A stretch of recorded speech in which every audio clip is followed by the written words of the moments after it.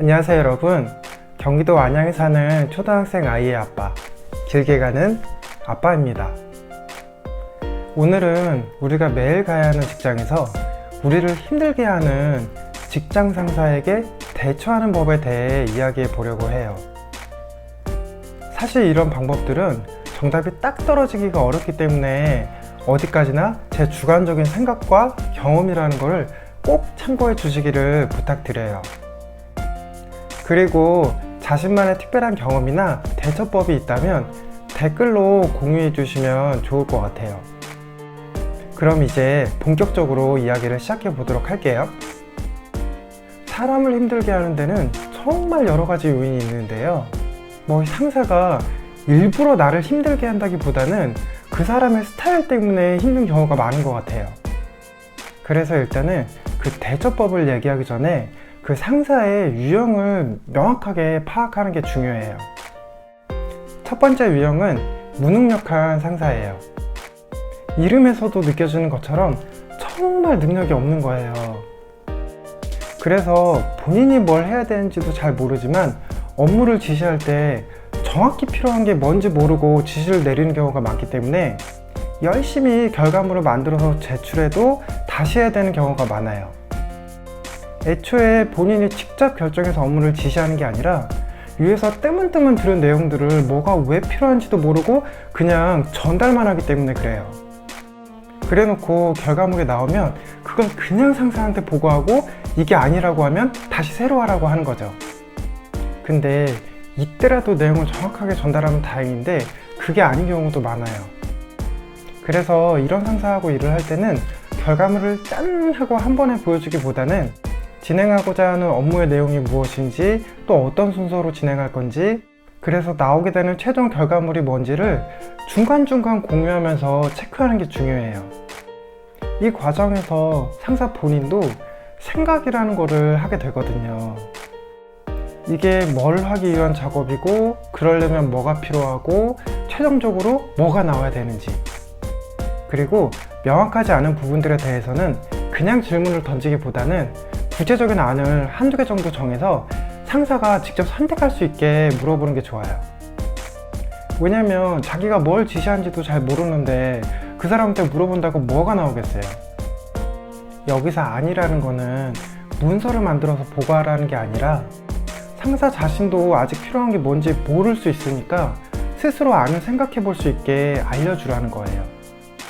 물론 이 방법이 엄청 번거롭고 이 일이 아니어도 바쁜데 이런 생각이 들 수도 있지만 좀 더 장기적으로 생각했을 때 이 회사를 금방 그만둘 게 아니라면 오히려 일과 상사를 리드할 수 있기 때문에 똑똑한 상사 밑에서 일하는 것보다 더 편한 사회생활이 될 수 있어요.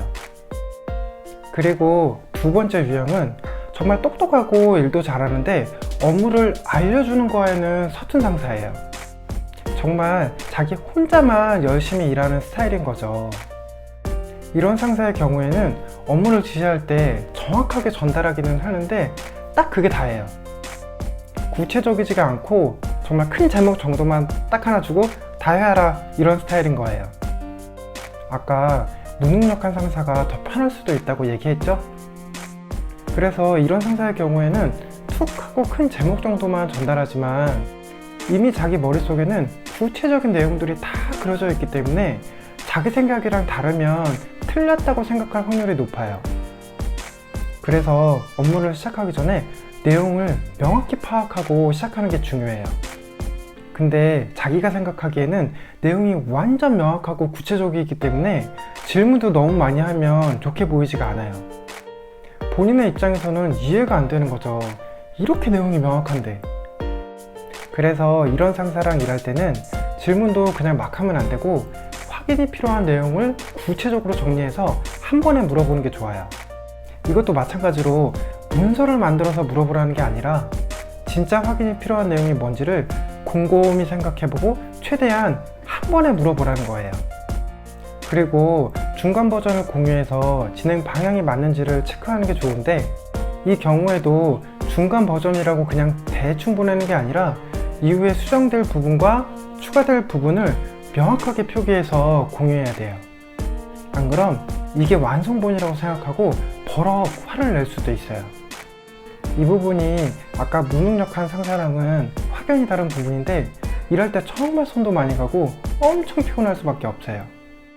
그래도 금방 그만둘 게 아니라면 본인 스스로를 이렇게 단련시켜야만 돼요. 그리고 이렇게 하다 보면 힘은 들지만 본인 성장에 도움이 되기 때문에 나쁘다고만 볼 순 없어요. 또 이런 상사들은 아주 소소한 것들까지 꼼꼼하게 체크하는 경우가 많기 때문에 분명 실수가 나오기 마련이에요.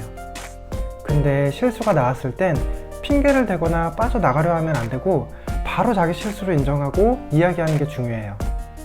사실 이건 어떤 유형의 상사라도 마찬가지예요. 안 그럼 자기를 무시한다고 생각하고 이후 관계까지 안 좋아질 수 있어요. 그리고 세 번째 유형은 권력에 도취된 상사예요. 이런 유형의 상사는 사실 일보다 회사 내에서 도는 소문, 이야기 같은 거에 더 관심이 많아요. 물론 일도 잘하긴 해요. 근데 사내 정치 같은 거에 더 관심이 많을 확률이 높아요. 지금 어떤 부서에 무슨 일이 있고, 누구의 심기가 불편하고, 또 앞으로 무슨 일이 일어날 거고, 어쩔 땐 이 본인 당사자들보다도 더 잘 알고 있는 경우도 있어요. 그래서 완전히는 아니더라도 이 사람의 이런 거에 어느 정도는 맞춰줄 필요가 있어요.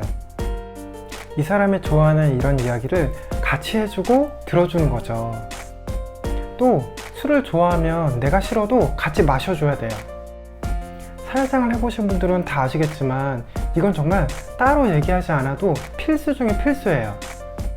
그러면서 이 사람한테 맞춰주는 거죠. 근데 사실 이건 권력에 도취된 상사가 아니더라도 어느 정도 필요하긴 해요. 근데 특히 이런 상사들은 자기보다 높은 사람들한테는 엄청 깍듯하지만 반대로 자기보다 밑에 있는 사람들한테는 내가 생각한 기준에 좀 어긋난다? 내 마음에 안 든다? 이런 생각이 들면 정말 그때부터는 칼바람이 휘몰아치기 때문에 정말 더 조심해서 잘 맞춰줘야 돼요.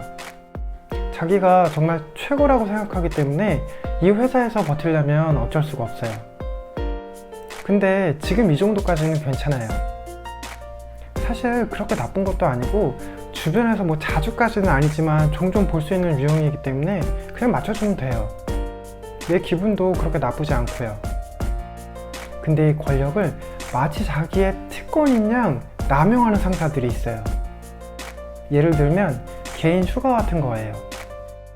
개인 휴가는 자기가 주는 게 아니라 회사에서 주는 건데 이걸 일일이 써도 되는지 안 되는지를 검사받게 하는 경우예요. 자기 기분이 좋을 때는 2, 3일도 괜찮다고 하고 자기 기분이 안 좋을 때는 정말 급한 일인데도 하루도 안 된다고 해요. 그냥 자기 기분에 따라 결정하는 거죠. 물론 이걸 이렇게 그냥 대놓고 얘기하진 않아요. 일정 관리라는 명목으로 언제는 무슨 일이 있어서 안 되고 또 언제는 무슨 일 때문에 안 되고 뭐 이런 식으로 포장을 하는 거죠. 겉에서 보기에는 정말 이상할 게 없어요. 오히려 팀을 잘 관리하는 것처럼 보일 수 있어요. 그리고 심지어는 병가나 육아휴직도 인수인계를 핑계로 미루고 미뤄서 못쓰게 하거나 잦은 퇴사를 요구하는 경우도 있어요. 이해가 아예 안 되는 건 아니에요. 관리자의 입장에서 인력을 관리해야 되는데 휴직자가 나오면 힘들어질 수밖에 없죠. 사람도 새로 뽑아야 되고 일도 새로 가르쳐야 되는데. 근데 사실 그런 일들이 있을 수 있기 때문에 팀장이나 관리자가 있는 거거든요. 그래서 저는 이 정도까지의 경우라면 그 조직에서 나오는 게 맞다고 봐요. 뭐 업무적으로 배울 것도 없고 물론 이런 팀장이 안 될 수는 있겠지만 조금 뒤에 이 사람이 바뀔 것도 아니고 또 회사가 여기만 있는 것도 아니잖아요. 더 좋은 기회가 많은데 굳이 이런 데서 목맬 필요가 없죠. 그럼 지금까지 말씀드린 내용을 한번 간단하게 정리해 보도록 할게요. 첫 번째, 무능력한 상사는 본인 일도 잘 못하지만 업무를 지시할 때도 내용을 잘 모르고 전달하는 경우가 많기 때문에 일과 상사를 리드한다는 마음으로 진행하는 업무의 내용과 방향을 중간중간 공유하고 체크해야 돼요. 그리고 질문은 구체적인 안을 한두 개 정해서 상사가 직접 선택할 수 있게 하는 게 좋아요. 그리고 두 번째, 똑똑하고 일도 잘하는데 업무를 알려주는 거에 서툰 상사는 본인이 미리 머릿속에 그려놓은 내용과 다르면 틀렸다고 생각할 확률이 높기 때문에 내용을 명확히 파악하고 업무를 시작해야 돼요. 근데 질문을 많이 하는 거를 좋아하지 않을 수도 있기 때문에 질문을 하기 전에 먼저 내용을 곰곰이 생각해보고 최대한 한 번에 질문하는 게 좋아요. 그리고 중간 버전을 공유할 때는 이후에 수정될 부분과 추가될 부분들을 명확하게 표기해서 공유해야 돼요. 마지막으로 권력에 도취된 상사는 일보다 회사 내 소문이나 사내 정치에 더 관심이 많기 때문에 이런 이야기를 잘 들어주고 맞춰주는 게 좋아요. 그 상사가 술을 좋아하면 같이 마셔주고요. 근데 이런 수준을 넘어서 나의 권리를 자기의 특권인 양 남용하는 상사라면 이런 조직은 나오는 게 맞아요. 업무적으로 더 배울 것도 없기 때문에 얼른 다른 곳을 알아보시기를 권해드려요. 오늘 이렇게 우리를 힘들게 하는 직장 상사들에게 대처하는 법에 대해 이야기해 보았는데요. 여러분들도 공감되는 부분들이 있었나요? 만약에 그렇다면 좋아요, 구독하기, 알림 설정 꼭 부탁드리고요. 조금 긴 이야기였는데 끝까지 들어주신 모든 분들께 진심으로 감사드립니다. 그럼 지금까지 길게 가는 아빠였고요. 저는 다음에 또 다른 영상으로 다시 찾아뵙겠습니다. 그럼 안녕.